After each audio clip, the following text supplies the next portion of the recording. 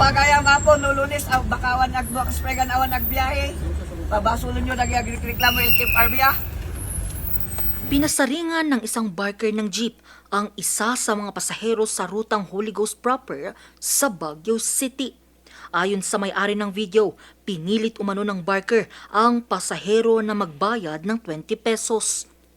Maliban dito, nagsilabasan din online ang mga sumbong mula sa mga netizen hingil sa umano'y pananamantala ng ilang tsuper. Kaya naman, idinadaing na rin ito ng ilang commuter. Siyempre naintindihan namin ang sitwasyon ng pag-angat ng presyo ng natin, ng diesel. Pero sabi ko, yung 20 pesos na yan, pero may nakasaad naman na voluntary eh. Siyempre, kung pipilitin na talagang magbigay ka, hindi na yun masasabing voluntary. Di ba pag sinasabi kasi na voluntary, dapat walang amount eh. Wala na doon yung spirit of voluntarism eh.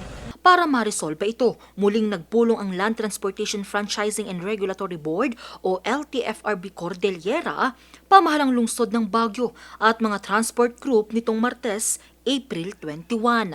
Napagkasunduhan na ang 20 pesos na voluntaryong dagdag pasahe para sa regular ay ibababa sa 16 pesos, habang ang 16 pesos para sa mga estudyante, PWD at senior citizen ay magiging 13 pesos na lamang.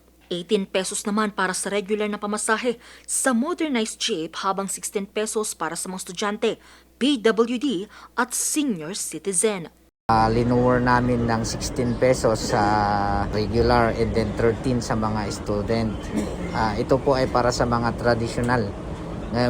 Jay modern cut 18 and 14 sa student and PWD senior. Yung nagtaas kami ng nung 20 is around 150 na yung price ng gas natin noon.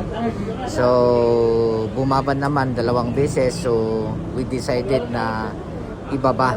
Matatandaang noong April 8, pumayag ang Department of Transportation Cordillera sa pagpapatupad ng voluntaryong dagdag pasahe. Hindi po siya mandatory, temporary lang po. In-advise namin na huwag silang maglagay ng mga firmatrix kasi labag yun. Kung yun ang sinabi nila, di wala tayong magagawa. Babala naman ng pamahalang lungsod at ng Department of Transportation laban sa mga mananamantala. Meron ako instruction na paghuhulihin sila lahat.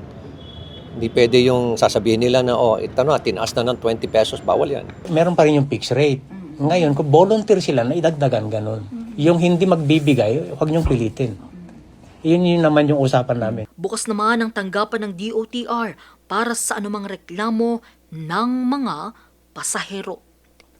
Angel Arquero, RNG News.